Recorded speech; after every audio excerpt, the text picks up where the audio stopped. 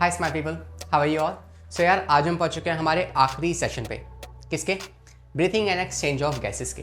तो इस सेशन में आज हम मोर 30 क्वेश्चंस लगा के इस तरीके से हम इस चैप्टर के 90 क्वेश्चंस के सेट को कंप्लीट कर रहे होंगे। And you are most welcome to this 3000 questions 100 days series. तो आइए शुरुआत करते हैं हमारे आज की इस मुलाकात को। और एज एक्सपेक्टेड कि यार आप क्वेश्चन को पहले खुद से देखेंगे, और अगर आपको लगता है कि यार कुछ क्वेश्चन में आपने कुछ नया सीखा है तो डेफिनेटली एक साथ में स्टिक ऑन या फिर अपनी नोटबुक लेके बैठिए, जो आपको कुछ नया लगेगा उसको वहाँ लिख लीजिएगा, राइट। बट हाँ, सवाल एक बार खुद से ज़रूर अटेम्प्ट मारना है, उसके बाद ही हम सॉल्यूशन की तरफ बढ़ रहे होंगे। Fine. So starting with the very first question, आप खुद से अटेम्प्ट कीजिए फिर साथ में देखेंगे। कह रहे हैं lungs do not collapse between the breath and some air always remain inside the lungs which can never be taken out. So we can say कि जब आप ब्रीथिंग कर रहे होते हैं तो क्या होता है, कुछ अमाउंट ऑफ एयर जो होती है ना वो आपके लंग्स में हमेशा के लिए समा जाती है, राइट। वो कभी बाहर नहीं आती। So what is that reason because of that? ऐसा क्यों होता है? तो क्योंकि there is a negative pressure in the lungs, या there is a negative intrapleural pressure that is pulling the lungs wall, या there is a positive intrapleural pressure, या फिर pressure in the lungs is higher than the atmospheric pressure. तो भाई बात हो रही है इंस्पिरेशन की, तो यार प्रेशर जो है आपके लंग्स में हाई तो नहीं होगा, राइट। इसके अलावा अगर हम बात करें बाकी ऑप्शंस के बारे में, तो सॉल्यूशन की तरफ अगर हम बढ़ेंगे तो हम कह सकते हैं कि सर हमारे लंग्स में कैसा होता है, जो हम ब्रीथिंग करते हैं, that breathing inhalation exhalation that is only possible because of a negative pressure. कि हमारे लंग्स में एक नेगेटिव प्रेशर जो है ना वो जनरेट हो रखा है, इस वजह से हम ब्रीथिंग प्रॉपरली कर पाते हैं। अब सर ये नेगेटिव प्रेशर क्यों जनरेट हो रखा है? तो इट हैज़ सेवरल रीजंस। क्योंकि देखो आपका जो लंग्स है ना, lungs are elastic in nature, तो आपके लंग्स हर एक्सहेलेशन पे कोलैप्स करना चाहते हैं। लेकिन वहीं साथ में क्या है कि जो आपकी रिब्स हैं उनके बीच में जो इंटरकोस्टल मसल्स पाई जाती हैं, वो मसल्स नहीं चाहती कि आपके जो लंग्स हैं वो कोलैप्स करें, तो वो उस पर एक ऑपोजिट प्रेशर मेंटेन करके रखती हैं ताकि वो कोलैप्स ना कर जाए। तो इन दोनों प्रेशर की वजह से आपके लंग्स में एक नेगेटिव प्रेशर जनरेट होता है, जिस वजह से जो एयर आप इनहेल कर रहे हैं उसका कुछ प्रतिशत जो है वो आपके लंग्स में रहता है हमेशा के लिए। फाइन। तो इसे आप रेसिडुअल वॉल्यूम भी कहते हो, ठीक है। तो we can say this pressure, negative pressure is due to two reasons, और या फिर टू फोर्सेस। और वो फोर्सेस किस किस तरह लगाए होंगे? एक तो आपका लगाया है, आपका लंग्स जो है वो कैसे हैं? Lungs are elastic and want to collapse. तो एक तो इस वजह से प्रेशर बनता है आपका, क्योंकि आपके लंग्स कोलैप्स करना चाहते हैं ईच एक्सहेलेशन पे। और दूसरा प्रेशर जो जनरेट होता है वो क्यों होता है? Because of the you can से वॉल्स जो आपके रिब्स के बीच में पाए जाते हैं। तो we can say muscular wall between the ribs, muscular wall between the ribs. And these two reasons की वजह से क्या होता है, आपके लंग्स में एक नेगेटिव प्रेशर जनरेट होगा, जिस वजह से इनहेलेशन एक्सहेलेशन प्रॉपर्ली ठीक से हो पाता है। तो overall we can say there is a negative pressure in your lungs that is intrapleural pressure, मतलब कि लंग्स की वॉल्स के बीच में, and pulling the lungs wall जो कि आपके लंग्स की वॉल को पुल करके रखती है। अगर ये नहीं होता तो आपके लंग्स कोलैप्स कर चुके होते और सारी एल्वोलाई डेड हो जाती। तो थैंक्स टू इट, है ना, क्योंकि ये हमारे पास है। फाइन, आते हैं नेक्स्ट क्वेश्चन पे। Question number second attempted by yourself. देखते हैं फिर इसका आंसर क्या होगा। हाँ जी, अटेम्प्ट किया। चलिए आंसर देखते हैं इसका। कह रहा है which one of the following is a possibility for most of us in regarding of breathing by making a conscious efforts. तो अगर आप कॉन्शियसली कुछ काम करना चाहें ना, तो इन चारों में से आप क्या कर सकते हैं ब्रीथिंग के रिस्पेक्ट में? कॉन्शियसली हम बहुत कुछ चाहते हैं मगर सब कुछ होता नहीं ना। लेकिन हाँ, इन ऑप्शंस में से क्या हो सकता है अगर आप कॉन्शियसली करने की कोशिश करें तो we have a practical example for you. देखते हैं। कह रहा है one can breathe out air totally without the oxygen. क्या आप बिना ऑक्सीजन के अपने बॉडी के अंदर फिल्ट्रेशन प्रोसेस लगा के क्या सिर्फ नाइट्रोजन या सिर्फ CO2 को बाहर फेंक सकते हो? नहीं सर, हम तो सिर्फ CO2 ही बाहर फेंकते हैं। नहीं, हम मिक्सचर ऑफ गैसेस बाहर फेंकते हैं जिसके अंदर CO2 की जो मात्रा है वो ज़्यादा होती है, मगर O2 भी हम बाहर फेंकते हैं, ठीक है। तो भाई ये तो हो नहीं सकता है ना कि हमारे बॉडी के अंदर ऐसा कोई फिल्टर तो है नहीं एज सच जो हमारे बॉडी में से सिर्फ O2 को ही बाहर फेंके। तो ऐसा कुछ तो we are not superhumans, right? So we cannot do this. Second कह रहा है one can breathe out air totally Eustachian tube by closing both the nose and the mouth. Well, this is again है ना, इसको अपने risk पे try करना, और मैं कहता हूँ ट्राई करना भी मत, इट्स वेरी बैड। तो कह रहा है कि एक इंसान जो है ब्रीथ कर सकता है ऑस्टेचियन ट्यूब, यू नो आपके थ्रॉट और आपके ईयर्स के बीच में we have Eustachian tube, by closing both the openings of mouth and nose, तो माउथ की ओपनिंग और नोज की ओपनिंग को बंद करके क्या आप अपने कानों से ब्रीथ कर सकते हैं? It seems like you know, किसने लिखा है ऐसा क्वेश्चन, ऐसा ऑप्शन? ऐसा नहीं होता है ना, it's again stupid thing. Third पे आता है, कह रहा है one can consciously breathe in and breathe out by moving the diaphragm alone without moving the ribs at all. हाँ, दिस इज पॉसिबल, है ना। और ये पॉसिबल होता है कहाँ पे? ये सिखाया जाता है योगा के अंदर। तो अगर जिस बच्चे को योगा की थोड़ी बहुत नॉलेज होगी ना, but I am damn sure तुम इतने अच्छे बच्चे भी नहीं हो कि तुम योगा, मेडिटेशन, है ना, एक्सरसाइजेस, इन सब चीज़ों में बहुत बिलीव रखते होगे। आई नो, है ना, तुम हो सो कूल, है ना, बाइक पे चलने वाले, ग्लासेस लगा के सेल्फी खींच के अपने सोशल मीडिया पे डालने वाले, वैसे बच्चे हो तुम। तो वेल, योगा में सिखाई जाती है इस तरह की ब्रीथिंग, जो कि होती है एब्डोमिनल ब्रीथिंग, जहाँ पे बिना चेस्ट या बिना थोरेसिक कैविटी को इन्वॉल्व किए आप एब्डोमन की मदद से भी क्या कर सकते हैं? ब्रीथिंग कर सकते हैं। लास्ट कह रहा है, the lungs can be made fully empty by forcefully breathing out all the air. ये हम पढ़ चुके हैं इस चैप्टर में कि आप अपने लंग्स की कंप्लीट एयर को एक्सेल आउट नहीं कर सकते। कुछ मात्रा में जो एयर है वो हमेशा ही आपके लंग्स में पाई जाती है, and we call this as residual volume. Residual volume, right. तो योगा की मदद से हम क्या कर सकते हैं? एब्डोमिनल ब्रीथिंग कर सकते हैं। और वैसे अगर आपको मैं सच में बताऊँ ना, तो योगा जब आप सीखोगे ना किसी ट्रेनर से, तो सबसे पहले आपको ना एब्डोमिनल ब्रीथिंग ही सिखाएगा कि अपने पेट से सांस कैसे ली जाती है इंस्टेड ऑफ आपके थोरेसिक कैविटी, है ना। बिकॉज वही सांस लेने का सही तरीका होता है। हम और आप हमेशा गलत तरीके से सांस लेते हैं, हमारे थोरेक्सिक रीजन की मदद से सांस नहीं ली जाती प्रॉपर्ली। फाइन, तो आप उसकी डिटेल जान सकते हैं। बाकी आते हैं तीसरे वाले क्वेश्चन पे और अटेम्प्ट करते हैं। होपफुली आपने रीड किया होगा। चलिए, कह रहा है what is the vital capacity of lungs. Lungs की वाइटल कैपेसिटी क्या होती है? तो हमने pulmonary volumes and pulmonary capacities दोनों ही टॉपिक बड़े शानदार तरीके से पढ़ा है ना। और हम जानते हैं कि आपकी tidal volume, inspiratory reserve volume, expiratory reserve volume और आपकी vital capacity, total lung capacity क्या होती है हम जानते हैं प्रॉपर्ली, राइट। तो अगर मैं आपको डिफाइन करना चाहूँ कि what is this vital capacity, तो वाइटल कैपेसिटी जो होती है ना, it is nothing but the mixture of tidal volume plus inspiratory reserve volume plus expiratory reserve volume. तो इन तीनों का जो मिक्सचर है उसे आप कहते हो क्या? Vital capacity. ऑप्शंस पे आते हैं, फिर हम इसके ऊपर और कमेंट करेंगे। Inspiratory reserve volume plus expiratory reserve volume, क्या ये आपकी वाइटल कैपेसिटी है? नहीं, टाइडल वॉल्यूम मिसिंग है, ये नहीं हो सकता। Total lung capacity minus residual volume, तो अगर आप टोटल लंग कैपेसिटी में से रेसिडुअल वॉल्यूम को माइनस कर दोगे, है ना, तो आ सकता है। बिल्कुल सही है, बिकॉज आप जानते हैं टोटल लंग कैपेसिटी क्या होती है? जो टोटल लंग कैपेसिटी होती है दैट इज इक्वल्स टू ये सब कुछ टीवी प्लस में आईआरवी प्लस में ईआरवी और प्लस में रेसिडुअल वॉल्यूम वहाँ पे ऐड हो जाती है। फाइन, तो अगर आप इस टोटल लंग कैपेसिटी में से रेसिडुअल वॉल्यूम को माइनस कर दोगे तो क्या वो इसी के बराबर नहीं आ जाएगा? आ जाएगा। तो वी कैन से यस, है ना, यस। तो we can say option number second is a correct answer for this question. If you subtract the residual volume from total lung capacity, you can get the vital capacity. Okay, you can get the vital capacity. चलिए आते हैं next question पे। Question number 4, give it a shot by yourself. Question को read करिए भाई, अगर नहीं किया अभी तक तो अब तो कर लो भाई, पांडे जी अब तो कर लो, है ना, अभी नहीं तो कभी नहीं। Which one of the following statement is incorrect, कौन सी वाली गलत है इनमें से?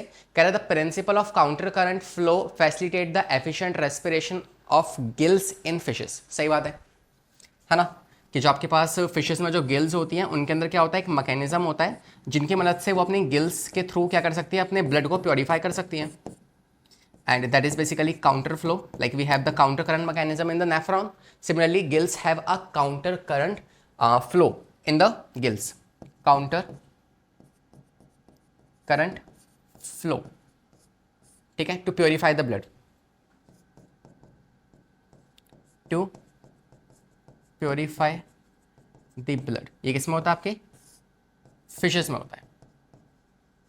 फाइन, सेकंड कह रहा है कि the residual air in the lungs slightly decreases the efficiency of respiration in mammals. क्या ये बात सही है? सोचो।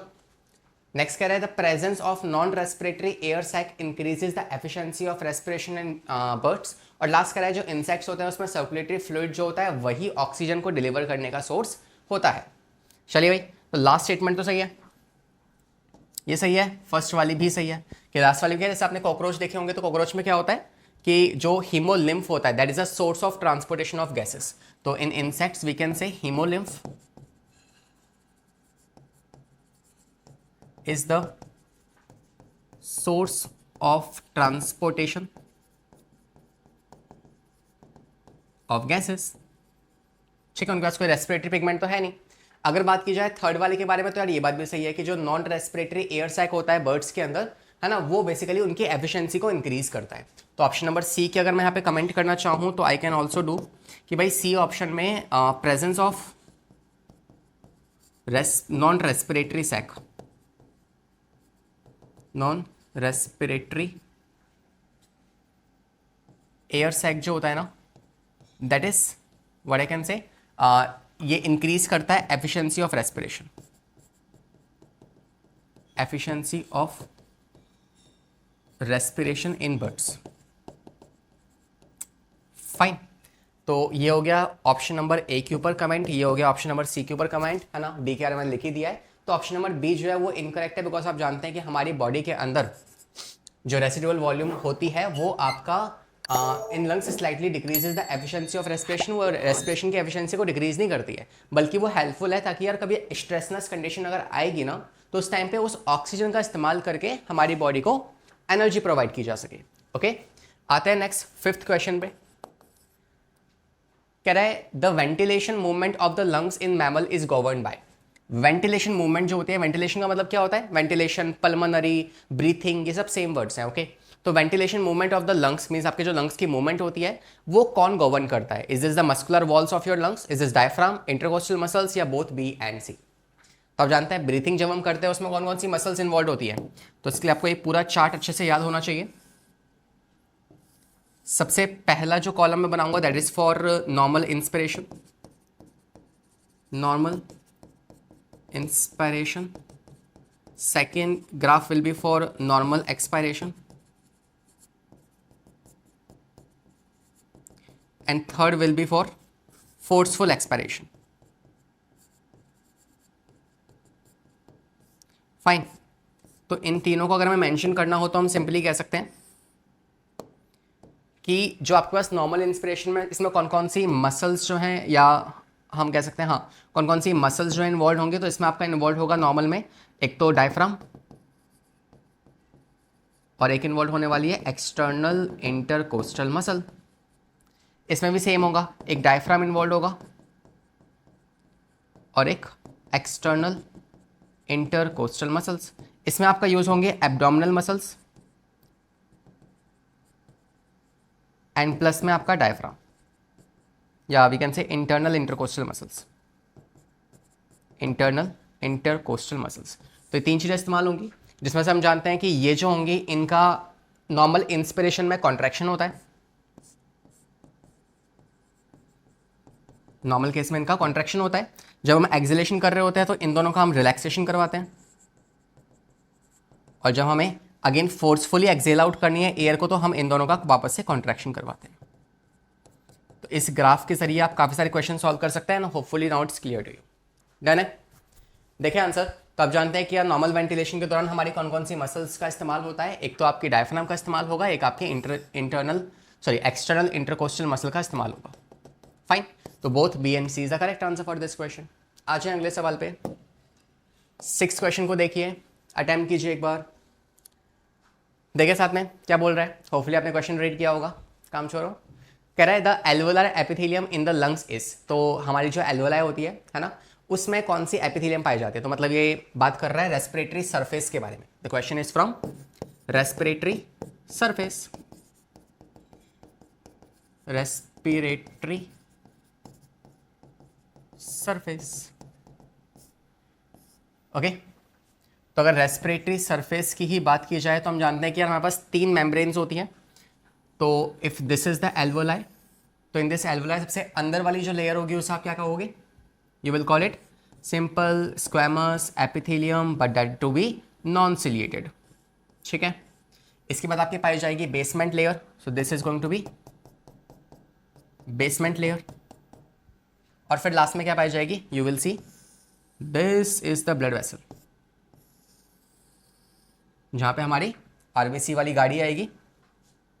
गाड़ी वाला आया घर से कचरा निकल, तो ये आएगा ठीक है। ये आपकी आरबीसी हो गई, और ये जो आरबीसी है यहाँ से ट्रांसपोर्टेशन हो जाएगा, तो वी कैन से सिंपली यहाँ पे जो आपकी ये जो ब्लड वेसल है इसके अंदर पाया जाएगी आपकी सबसे अंदर वाली, ये भी सिंपल स्क्वैमस की बनी होगी, विच इज एंडोथीलियम।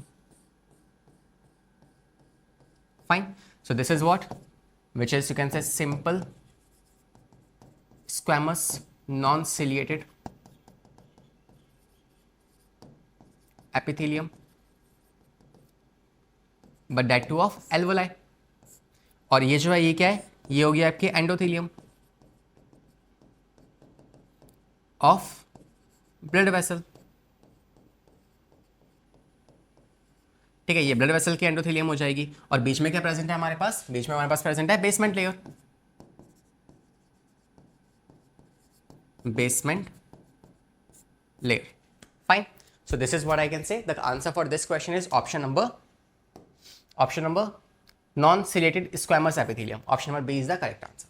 fine, आते हैं 7 क्वेश्चन पे। कह रहा है haemoglobin of a human foetus is, जो फीटस की हीमोग्लोबिन है उसके बारे में क्या हमने इस चैप्टर में कुछ कमेंट किया है, ऑब्वियसली किया है राइट। हम जानते हैं कि यार एक मदर की वॉर्म के अंदर जो बेबी होता है, जो फीटस होता है, उसका जो हीमोग्लोबिन है उसका स्ट्रक्चर एक मदर के रिस्पेक्ट में अलग होता है right. The reason for that is, आप जानते हैं कि प्लेसेंटा है ना, if like for example this is the mother's body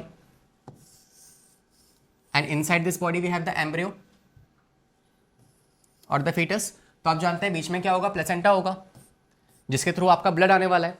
तो अगर को इस बेबी को, ये हंसता खेलता बेबी है, इस बेबी को अगर ऑक्सीजन चाहिए तो वो मदर के ब्लड में से निकालनी पड़ेगी। और आप जानते हैं कि यार इस बेबी के पास अगर यहाँ पे मान लो मदर का ब्लड आ रहा है जिसमें ऑक्सीजन है और बेबी उसको चाहता है, तो भाई जो बेबी है उसके पास जो हीमोग्लोबिन है उसके पास ऑक्सीजन के लिए ज़्यादा एफिनिटी होनी चाहिए, तभी वो उसको मदर के ब्लड में से निकाल पाएगा। तो इसीलिए जो बेबी होता है उसकी हीमोग्लोबिन का स्ट्रक्चर मदर के कंपैरिजन में चेंज होता है और उसकी एफिनिटी भी ज़्यादा होती है। तो अगर हम सॉल्यूशन की बात करना चाहें तो हम कह सकते हैं कि जो फीटस होता है ना, फीटस हीमोग्लोबिन, उसके पास क्या होती है, 2 अल्फा और 2 गामा चेन पाई जाती है राइट। वहीं अगर बात करें हम मदर के बारे में, तो मदर हीमोग्लोबिन जो होता है उसके पास क्या होती है, 2 अल्फा प्लस 2 बीटा चेन पाई जाती है। And because of this gamma change it has the more affinity towards the more affinity towards oxygen. ठीक है, तो ये मदर के ब्लड में से ऑक्सीजन को निकाल लेगा। एंड ये आप जानते हैं आपके पास 2 अल्फा होंगी और 2 इस तरीके से बीटा चेन होंगी जो कि आपके डाइसल्फाइड से जुड़ी होंगी। फाइन, इस तरीके से तो आप कह सकते हैं कि the correct answer for this question is has the higher affinity of oxygen than the adult. बिल्कुल सही है ना, कि जो फीटस है उसके पास ज़्यादा एफिनिटी होती है ऑक्सीजन के लिए as compare to a adult human. Fine, so hopefully the question is clear to you. Now we are moving on to the 8th question. Question को देखिए एक बार, रीड कीजिए, ऑप्शंस को पहचानना है। It's also a good question. Saying although much CO2 is carried in the blood yet blood do not become acidic. आपका जो blood है उसके अंदर काफ़ी CO2 ट्रांसपोर्ट होती है, मगर फिर भी आपका जो ब्लड है ना वो एसिडिक नेचर का नहीं होता। रीजन बिहाइंड दिस इज, तो यहाँ पे आपका रोल प्ले होता है किसका, बफर का। सर बफर क्या होता है, तो बफर देखो कोई ऐसा डेफिनेशन तो नहीं है इसके लिए, but we can say buffer is that something. Buffer कोई भी एक ऐसी चीज हो सकती है जो कि ब्लड के अंदर आने वाले पीएच के अंदर जो चेंज है उसको रेसिस्ट करे। सर एक बार फिर से, ब्लड के अंदर जो पीएच में आने वाला चेंज है उसको रेसिस्ट करने की जो प्रॉपर्टी होती है वो बफर की होती है। तो मान लो अगर आपके पास ब्लड है, उसमें आपके पास पीएच का चेंज आने वाला है किसी कारण की वजह से, तो उस टाइम पे बफर प्रेजेंट होगा आपके ब्लड में जो कि उस पीएच के चेंज को नहीं आने देगा। अगर ब्लड एसिडिक हो रहा है तो वो खुद बेसिक की तरह एक्ट कर लेगा, अगर आपका ब्लड बेसिक हो रहा है तो वो खुद एसिडिक की तरह एक्ट कर लेगा right. This is called as buffer. तो buffer is what, buffer is nothing, buffer is something. So we can say it is something that resists the change in pH. Something that can be anything that resists the change in pH of blood. जो blood के pH में change ना आने दे उसे कहते हैं क्या, buffer. और आप जानते हैं कि हमारे ह्यूमंस के ब्लड में बफर की तरह कौन काम करता है, आपका HCO3 negative, that basically act as a buffer. और भी है कुछ जो बफर की तरह काम करते हैं, but as of now this is the best example as compare to this question. Okay, तो we can say CO2 is continuously diffuse through the tissues and this is not accumulate, कि आपके tissues में directly जो CO2 है वो diffuse होती रहती है इस वजह से, तो नहीं, CO2 टिश्यूज में जाके डिजोल्व नहीं होती है, right. Next, in CO2 transport buffer play an important role, yes. Buffer जो होता है वो आपके ब्लड को एसिडिक नहीं होने देगा, बाकायदा उसमें चाहे कितनी ही CO2 क्यों ना हो जाए, फाइन। तो this is the correct answer. आते हैं नेक्स्ट क्वेश्चन पे, question number 9, saying when you hold your breathe, है ना, लेट्स होल्ड इट, नहीं इतना रिस्क वाला काम हम नहीं लेंगे, you can hold it for a short period of time but not for a long time. Okay, so if you hold your breath which of the following gas changes would be first lead to urge to breathe. तो जब आप सांस रोकते हैं ना, जब मैंने सांस रोक रखी है, ठीक है, तो एकदम से क्या हुआ, मेरे को सांस लेने का मन किया, तो इट्स लाइक मन क्या मतलब लेना ही पड़ेगा, इट्स अगेन इनवॉलेंटरी, है ना, आप इसे एक एक्सटेंड तक ही रोक सकते हैं, उसके बाद आप इसे नहीं रोक सकते। तो वो जो होती है, वो अर्ज जो होती है बॉडी के अंदर कि यार अब तो सांस लेनी पड़ेगी, है ना, तो that is because of which of the following reason, falling CO2 concentration, rising CO2 and falling O2 concentration, falling O2 concentration या राइजिंग द CO2 कॉन्सेंट्रेशन।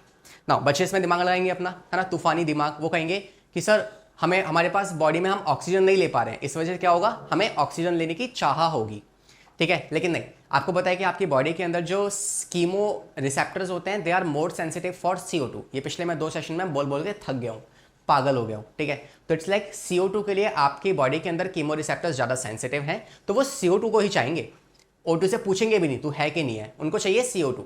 तो अगर दिखेगा कि यार बॉडी के अंदर CO2 का लेवल ज़्यादा बढ़ रहा है बिकॉज आप सांस नहीं ले रहे हैं, तो अगर CO2 का लेवल ज़्यादा बढ़ रहा है तो इस केस में आपको सांस लेने की अर्ज पैदा होगी।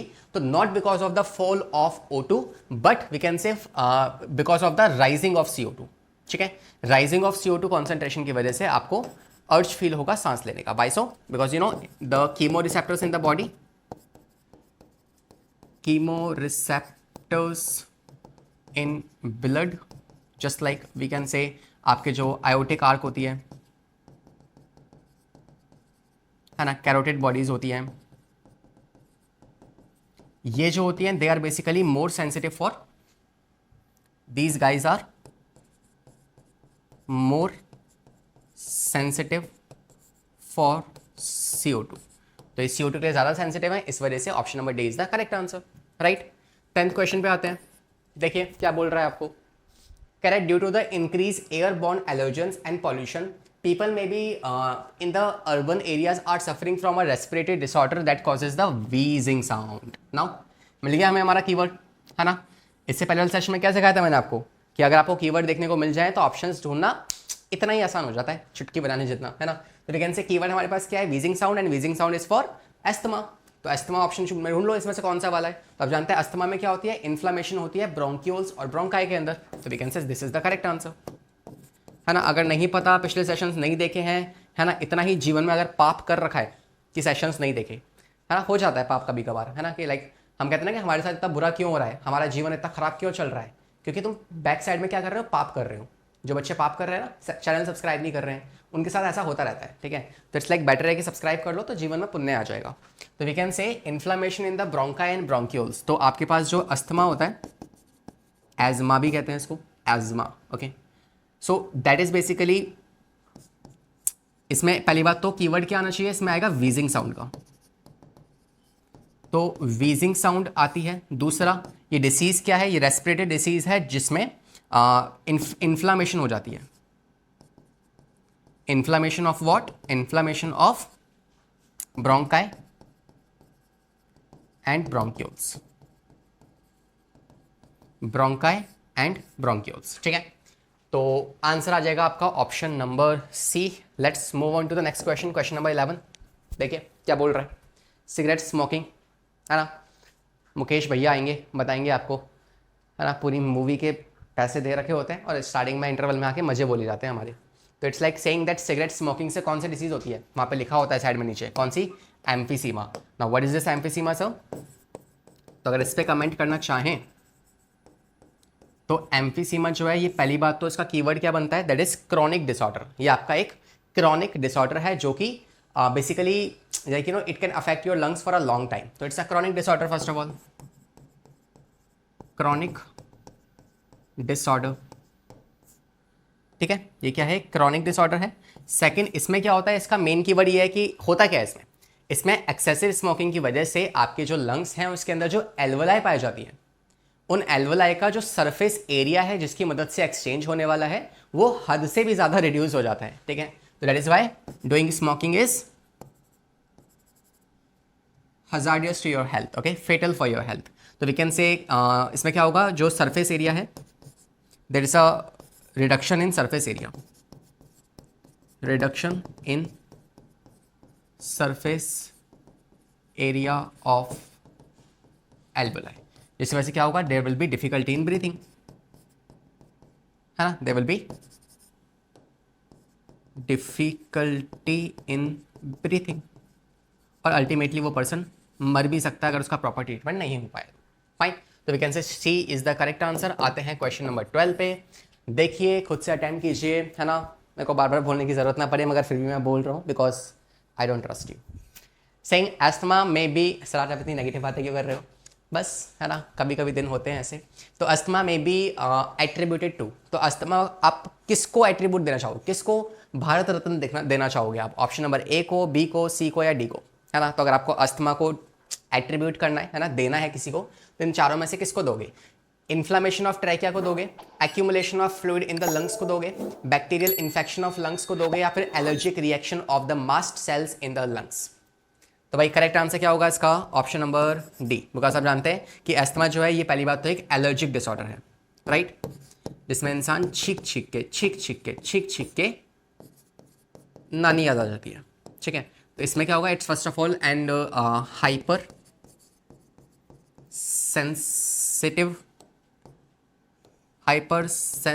Sensitivity of immune system.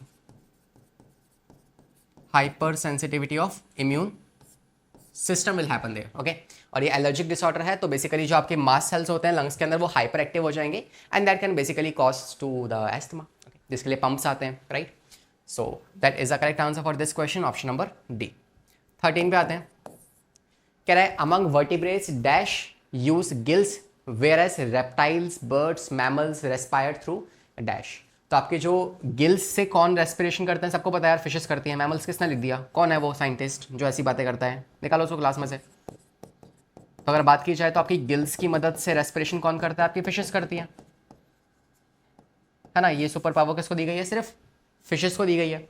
दूसरा कह रहा है कि जो आपके पास रेप्टाइल्स हैं, बर्ड्स हैं, मैमल्स हैं, ये रेस्पिरेशन करते हैं किसकी मदद से? हाँ जी, तो जो आपके रेप्टाइल बर्ड्स मैमल हैं इनके पास क्या होते हैं, इनके पास लंग्स होते हैं प्रॉपर्ली. तो ऑप्शन नंबर बी में सब लंग्स ही दिया हुआ है ना. लास्ट तो हम वैसे ही एलिमिनेट कर चुके हैं. तो आपके पास जो रेप्टाइल्स हैं या जो आपके बर्ड्स हैं या जो मैमल्स हैं, है ना, मैमल्स बहुत गंदे होते हैं, तो ये तीनों जो है रेस्पिरेशन कैसे करते हैं, ये रेस्पायर करते हैं with the help of their lungs. ठीक है, इनके पास फेफड़े होते हैं, फेफड़े. Hindi gives a different feel, है ना, फेफड़े.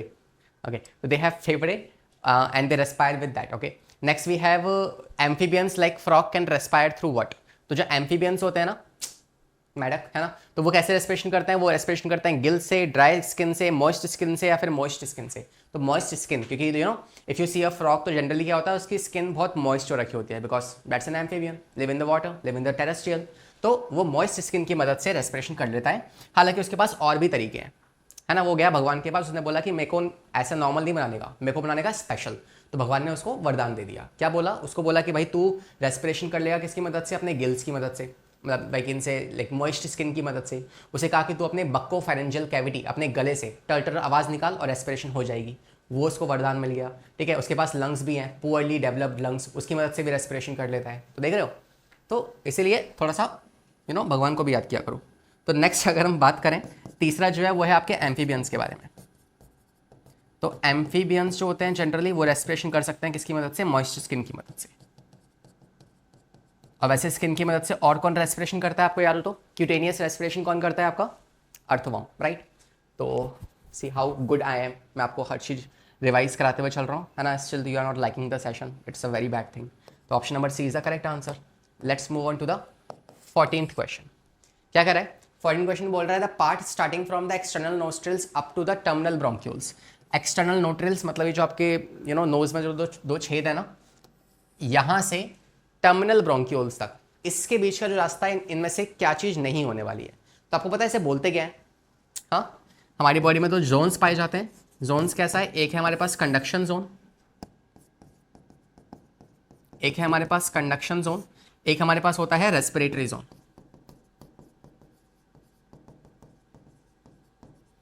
एक हमारे पास होता है रेस्पिरेटरी जोन। कंडक्शन जोन में कहां से कहां तक चीजें इन्वॉल्व की जाती हैं? तो ये स्टार्ट होता है आपके नोस्ट्रल से, और अंत कहां होता है इसका? अंत होता है आपके टर्मिनल ब्रोंक्यूल्स में, टर्मिनल ब्रोंक्यूल्स। फाइन, तो ये आपका कंडक्शन जोन हो गया। इसके बाद जो आपके पास आएगी that is respiratory bronchioles. Respiratory bronchioles, यहां से लेके जो आपकी एल्वोलाई है ना, वहां तक होता है आपके रेस्पिरेटरी जोन या फिर एक्सचेंज जोन।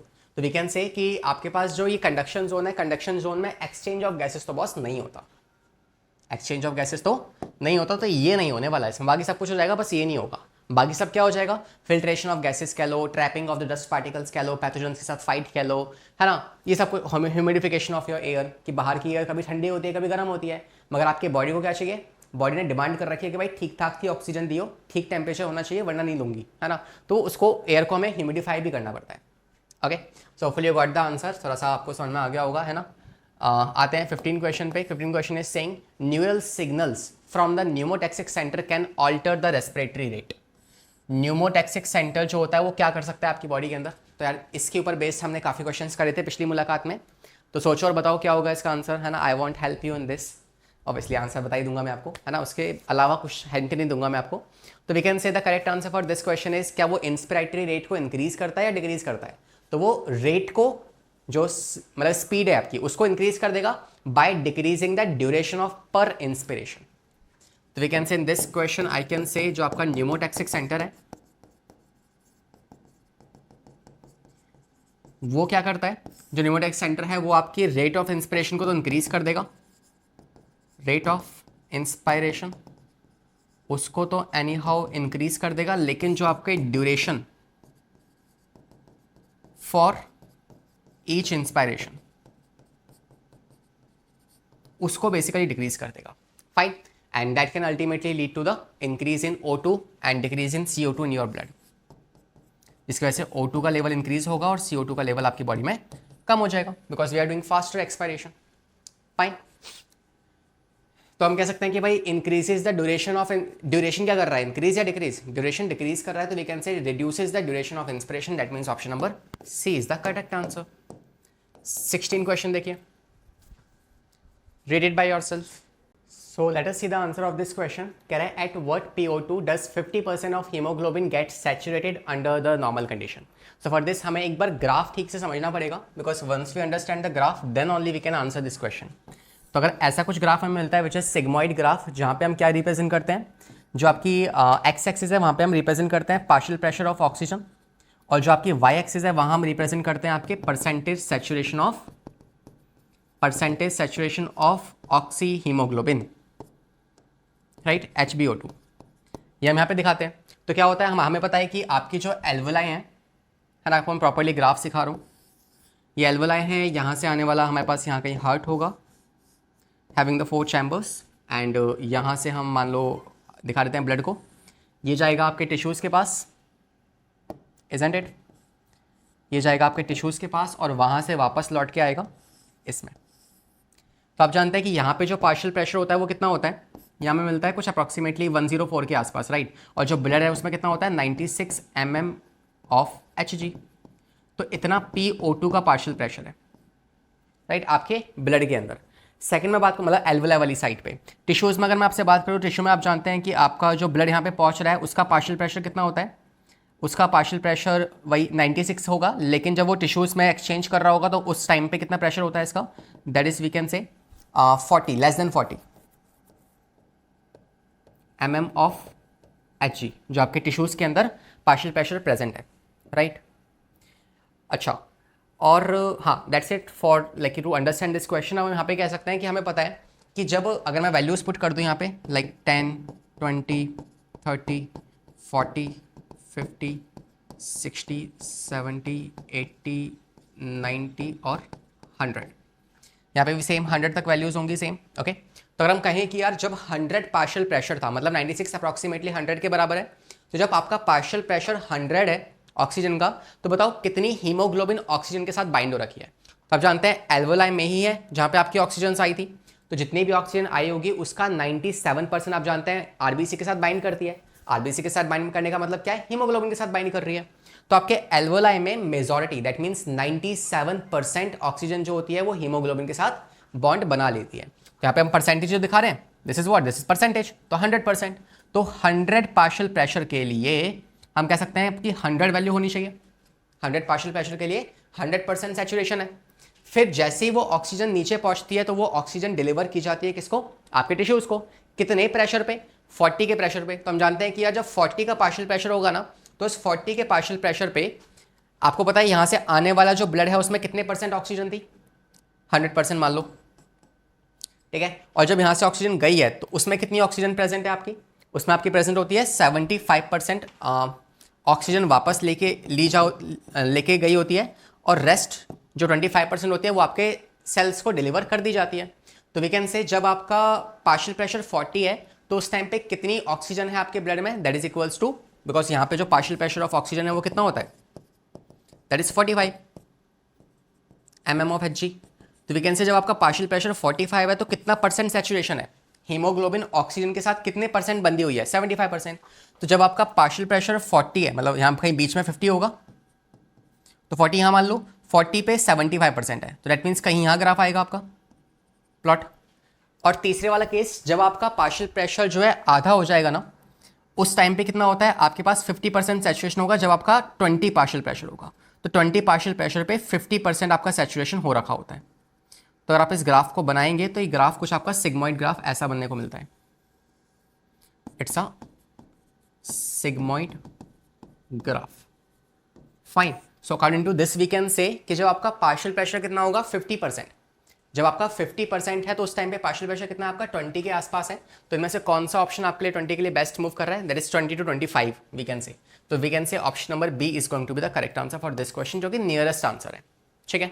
तो 20 से 25% जो होता है ना, ऐसा नोट पॉइंट मैं यहाँ बता रहा हूँ आपको।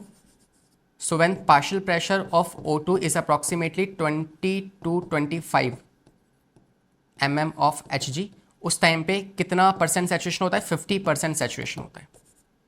और जब पार्शियल प्रेशर 40 होगा 75% होता है, और जब 96 होगा तो 100% होता है। ये वैल्यूज़ आपको पता होनी चाहिए। तो ये भी लिख दूँ मैं यहाँ पे, अगर पार्शियल प्रेशर ऑफ ऑक्सीजन जो है अगर मान लो कितना हुआ 40 हुआ, तो कितना परसेंट सैचुरेशन है, तो आपका 75% सैचुरेशन है। और अगर 100 हुआ तो 100% है, राइट। तो according to this we can say जब 25 के आसपास होगा तो उस टाइम पे आपका 50% सैचुरेशन हो रखा होता है हीमोग्लोबिन का, fine. So hopefully you got the answer. Still you have any kind of doubt, please let me know in the comment section, है ना। I try my best to solve it. Okay, next पे आते हैं। कह रहा है which of the following is true about the pleural membrane except. इनमें से कौन सी बात सही है प्लूरल मेम्ब्रेन के बारे में,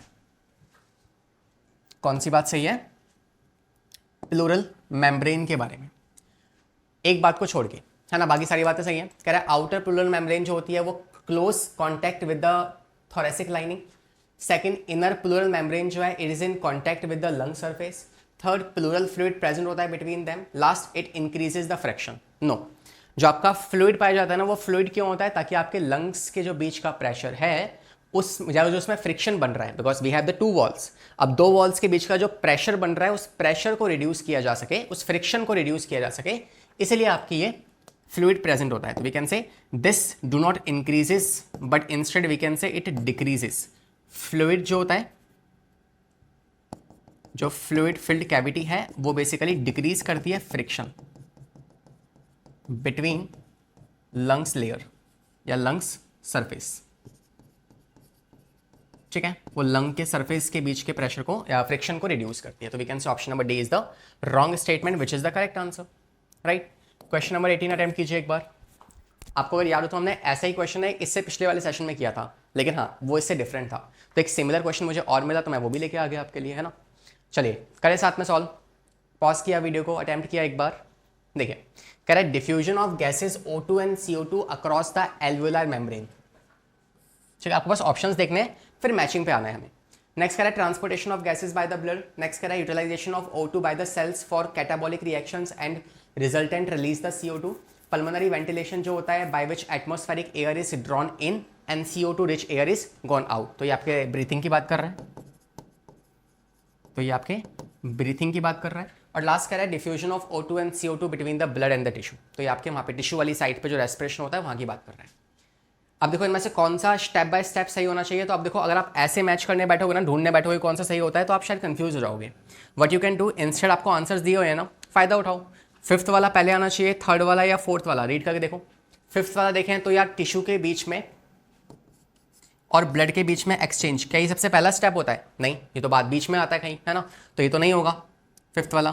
थर्ड देखो कह रहा है कि utilisation of O2 by the cells for catabolic reactions. Cells में ऑक्सीजन पहुंच जाएगी और वो उसको यूटिलाइज करना स्टार्ट कर देंगे, क्या ये पहला स्टेप है?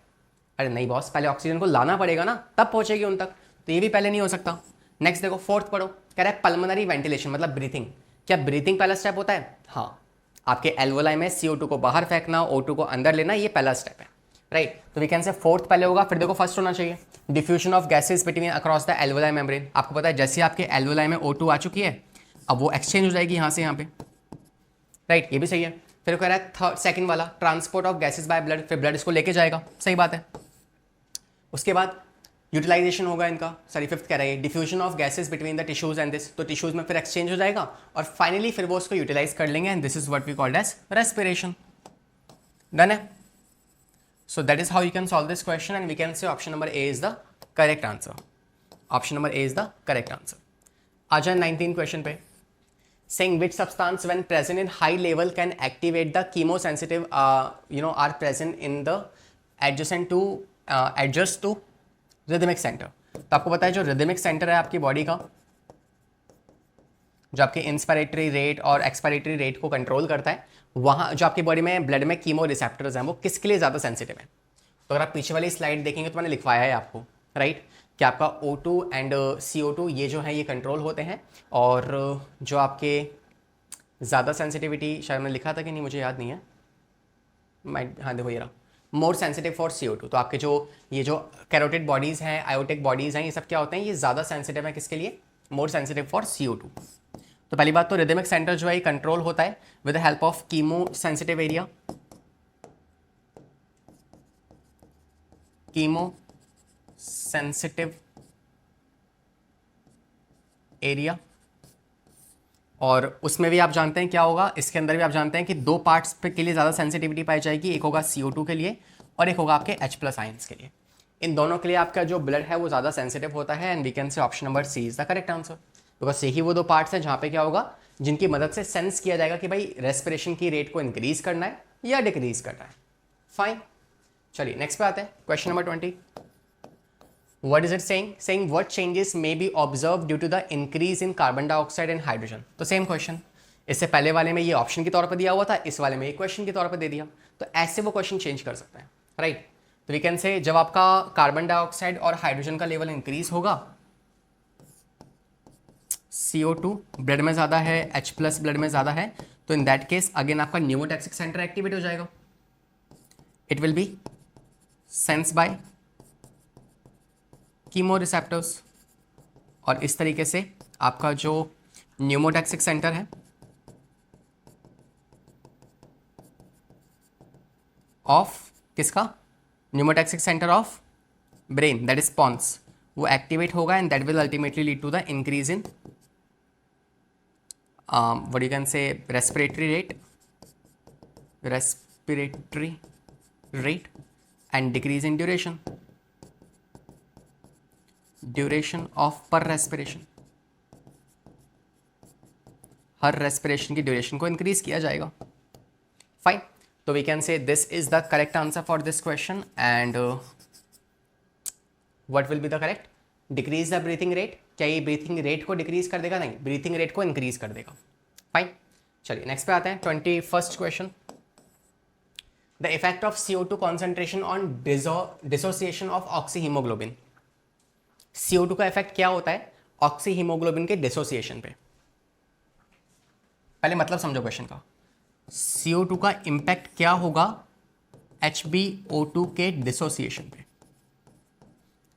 क्या कर सकती है ये? क्या ये बॉर्ड्स इफेक्ट कराया जाता है या फिर रूट इफेक्ट कहा जाता है, हेल्डेन इफेक्ट, या नन ऑफ दीज? तो जब आपकी हाई CO2 होती है ना in the tissues, high CO2 basically क्या लीड करती है? It decreases the affinity of HbO2, जिसकी वजह से क्या होगा? HbO2 डिसोसिएशन होना स्टार्ट हो जाएगा, dissociation that will ultimately leads to the delivery of O2 to tissues। तो आपका जो बॉर्ड्स इफेक्ट है ये कहां पे अप्लाई होता है? It is applicable at tissue site. तो टिश्यू साइट पे ये एप्लीकेबल होगा and should I can say this is called as Bohr effect.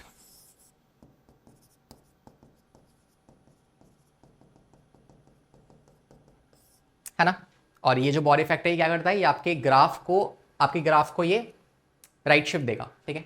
तो ये basically responsible, this condition is possible for right shift. Okay,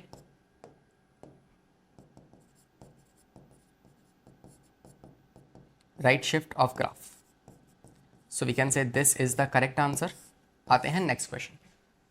तो option number A is the correct answer for this question. आते हैं 22 question पे। आपको match करना है कौन सा रेस्पिरेटरी ऑर्गन किसका होता है। हालांकि इस टॉपिक पे सवाल बहुत कम होते हैं, मगर अगर बनेगा भी ना तो आप इस क्वेश्चन को सॉल्व अगर आपने कर लिया ना तो आई थिंक सारे सवाल बन जाएंगे इस टॉपिक के। तो कह रहा है सिलेंट्रेट जो होते हैं उनके पास कैसे रेस्पिरेशन करते हैं, एक्वेटिक अर्थोपॉड कैसे करते हैं, रेप्टाइल कैसे करते हैं और अर्थवर्म कैसे करते हैं। तो अगर यहाँ पे देखा जाए तो यार डिफरेंट ऑर्गन्स हैं। इसमें से जो हमें शॉर्ट आता है ना, पहले उस पर तीर मारते हैं। तो हमें जो आता है अच्छे से हमें पता है कि जो रेप्टाइल्स हैं उनके पास क्या होते हैं? लंग्स होते हैं। तो इसका तो मैच कर दो इसके साथ, ठीक है। सेकंड आपको पता है अर्थवर्म जो होता है वो अपनी स्किन की मदद से करता है, which is cutaneous respiration, cuticle. Fine. इसके अलावा एक्वेटिक अर्थोपॉड मतलब पानी के अंदर रहेंगे, तो पानी के अंदर के लिए क्या होगा? इनके पास गिल्स पाई जाएंगी।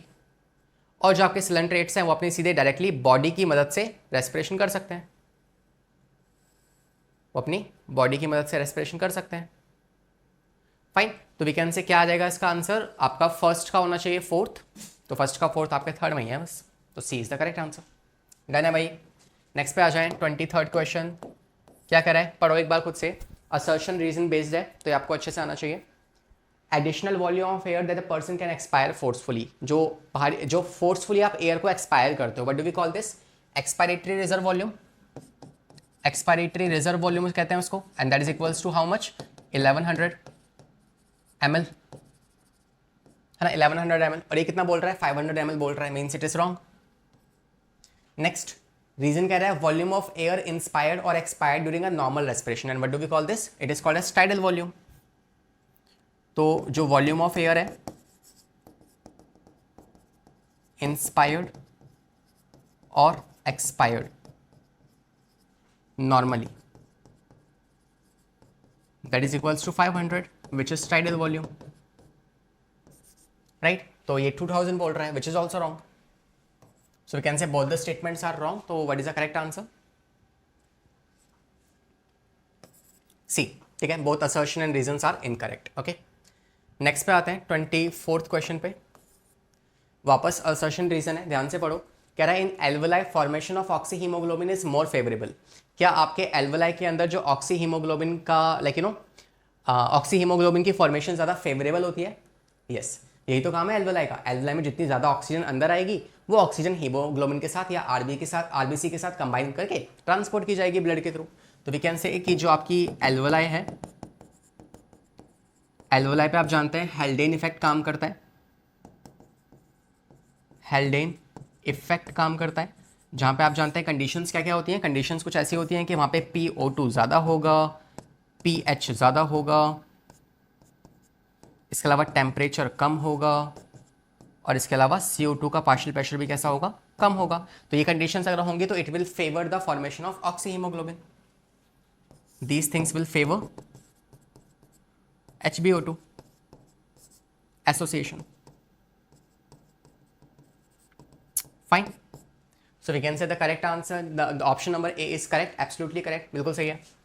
नेक्स्ट कह रहा है कि ये जो कंडीशंस है एल्वोलाई में, like high pressure partial pressure of O2, low partial pressure of CO2, less H plus concentration, because आप जानते हैं कि अगर pH आपका हाई है तो pH हाई का मतलब क्या है, एल्कलाइन, और एल्कलाइन में क्या होता है, आपके H प्लस कम होते हैं, तो यू कैन ऑल्सो से कि लेस H प्लस कॉन्सेंट्रेशन और लो टेम्परेचर, तो ये वाली फेवर्स करेंगे क्या इस चीज़ को, हाँ, तो दोनों सही है और एक दूसरे को एक्सप्लेन भी कर रही है, तो we can say option number A is the correct answer.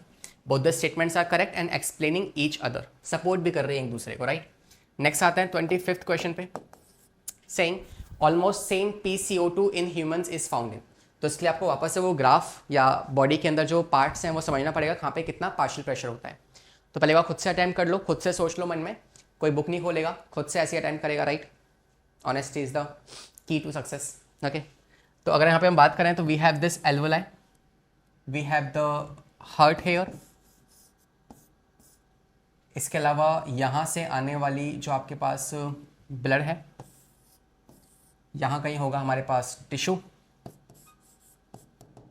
यहाँ से जाएगा आपका ब्लड वापस, फाइन। अगर मैं यहाँ पे आपको पार्शियल प्रेशर लिख के दिखाना चाहूँ तो मैं क्या कहूँगा कि एल्वोलाई के अंदर जो पार्शियल प्रेशर ऑफ O2 है वो कितना होता है, इसने बात किसकी करी है, CO2 की करी है ना, तो CO2 मेंशन करते हैं, O2 की ज़रूरत नहीं है, तो PCO2 यहाँ लिखेंगे, इस ब्लड में लिखेंगे PCO2, टिश्यूज़ के अंदर PCO2 कितना होता है, ये जाने वाले ब्लड में PCO2 कितना होता है, और यहाँ पे तो सेम ही होगा इस और इस जगह पे, तो दैट इज PCO2, और एल्वोलाई में कितना हो जाएगा,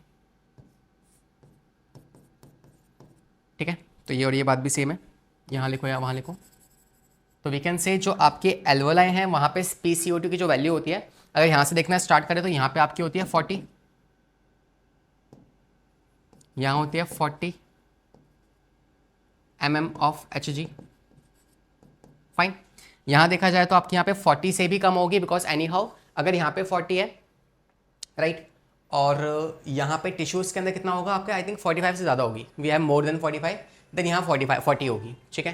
तो यहाँ पे हम बात करें तो PCO2 जो होगा वो कितना होगा, मोर देन 45, यहाँ कितना होगा, यहाँ आपका होगा वी कैन से 45, बिकॉज जब यहाँ पे 45 से ज़्यादा है और यहाँ पे 45 है, तभी तो यहाँ से यहाँ निकल के आपके CO2 ट्रैवल करेगी ना, हाई कॉन्सेंट्रेशन से लो कॉन्सेंट्रेशन में, and here also you have 45, और फिर यहाँ पे आप आओगे तो यहाँ पे आपको वापस मिल जाएगी 40, फाइन।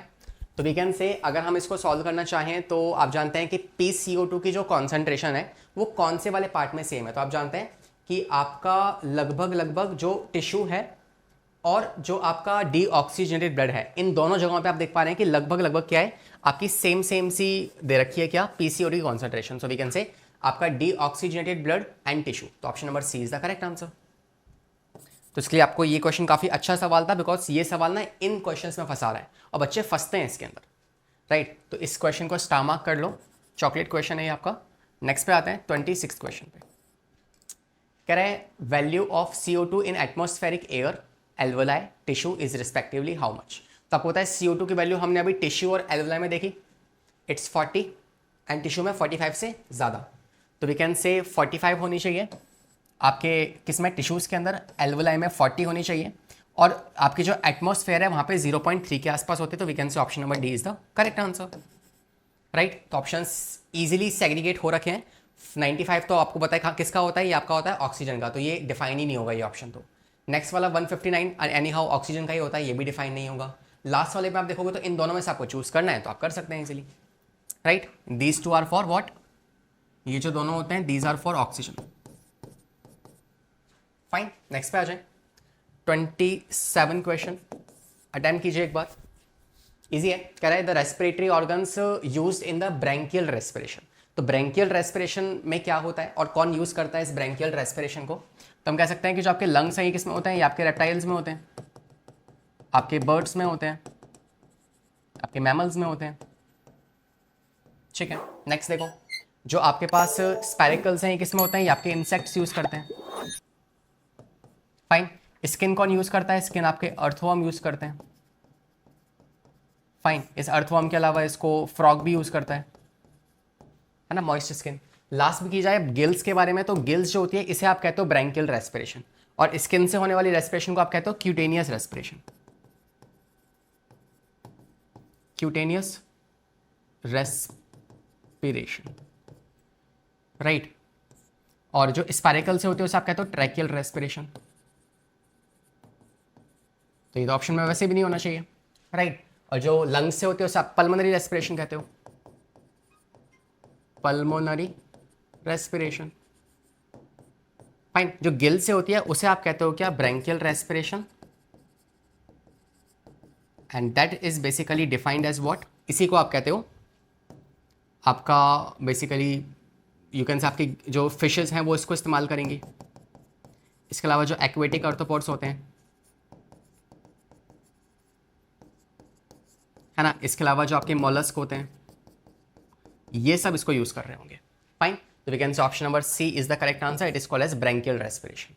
28 पे आ जाए। saying volume of air that can remain in the lungs after a normal expiration।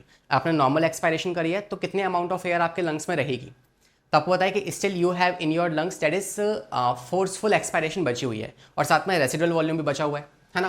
तो वी कैन से कि जो आपके लंग्स हैं उसके अंदर क्या बची हुई है अभी, फोर्सफुल एक्सपायरेशन, मतलब कि एक्सपायरेटरी रिजर्व वॉल्यूम बचा हुआ है, एक्सपायरेटरी रिजर्व वॉल्यूम, और प्लस में आपका क्या बचा हुआ है, रेसिडुअल वॉल्यूम बचा हुआ है। रेसिडुअल वॉल्यूम कितना होता है आपका 1200, ये कितना होता है 1100, that is equals to 2300 ml, and इसी को आप कहते हो फंक्शनल रेसिडुअल वॉल्यूम। ठीक है, इसी को आप कहते हो फंक्शनल रेसिडुअल वॉल्यूम, है ना, amount of air that is present in the lungs after normal expiration. तो वी कैन से 2300 के आसपास कौन सा मैच है, option number second. Fine. Next पे आते हैं 29 क्वेश्चन पे। सिलसिला बस खत्म ही होने वाला है ना, तो आपको इस चैप्टर के लास्ट क्वेश्चन तक पहुंचना है। ठीक है, तो oxygen is utilise by an organism to. तो ऑक्सीजन जो होती है वो यूटिलाइज की जाती है एक ऑर्गेनिज्म के द्वारा by direct breakdown of nutrients या फिर इनडायरेक्ट ब्रेकडाउन ऑफ न्यूट्रिएंट्स। तो ऑक्सीजन का यूटिलाइजेशन जो होता है वो इनडायरेक्ट तरीके से होता है, ऐसे नहीं कि डायरेक्टली वो गई और उसने उसको यूटिलाइज कर लिया, वो पार्ट्स में स्टेप वाइज रिएक्शन होती है ये, right. It's a step wise reaction. तो अगर वो स्टेप वाइज रिएक्शन है तो वो डायरेक्ट नहीं है, it is basically indirect. Fine. तो जो ग्लाइकोलाइसिस होगा या फिर जो आपकी सेल्स में रेस्पिरेशन हो रहा होता है that is a step by step process, तो it's an indirect breakdown of the glucose into the to get the energy. Fine. Next 30 question पे आते हैं। Last question saying the movement of air into and out of the lung is carried by creating a pressure gradient. कि जो आपकी सांस बाहर और अंदर जो हो रही होती है that is done with the help of creating a pressure gradient between the lungs and atmosphere. बिल्कुल सही है, आपके लंग्स में जब प्रेशर ज़्यादा होता है तो वॉल्यूम कम होगा, इस वजह से आपकी एक्सपायरेशन होती है। जब लंग्स में प्रेशर कम होगा तो इंस्पायरेशन हो जाएगा। फाइन। नेक्स्ट कह रहा है diaphragm and special muscle set, जैसे कि एक्सटर्नल और इंटरनल इंटरकोस्टल मसल्स जो होती हैं ये इस ग्रेडियंट को बनाने में मदद करती है। बिल्कुल सही है ना। So when we say when do you inspire, the inspiration happen whenever there is low pressure and high volume inside the lungs. और एक्सपायरेशन कब होता है, it happens when there is a high pressure in the lungs and when there is low volume in the lungs. And ये दोनों चीज़ें कैसे achieve होती हैं, these things are achieve with the help of a muscles जो कि हैं आपकी डायफ्राम